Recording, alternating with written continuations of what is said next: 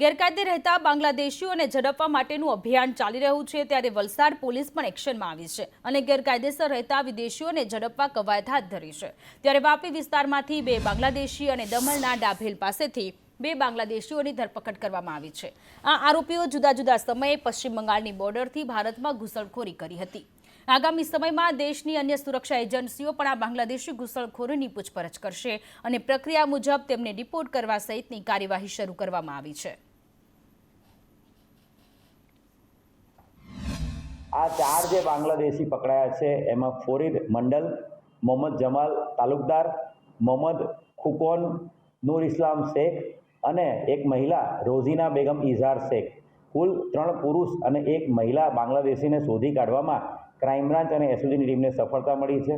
આ 4 બાંગ્લાદેશી વ્યક્તિઓ છે એમનું જે અગાઉ કર્યું હતું એ પ્રમાણે જોઈન્ટ ઇન્ટ્રોગેશન તમામ એજન્સીઓ દ્વારા કરવામાં આવશે અને જોઈન્ટ ઇન્ટ્રોગેશન પૂર્ણ કર્યા બાદ આ તમામ બાંગ્લાદેશીઓને ડિપોર્ટેશનની કાર્યવાહી પણ હાથ ધરવામાં આવશે।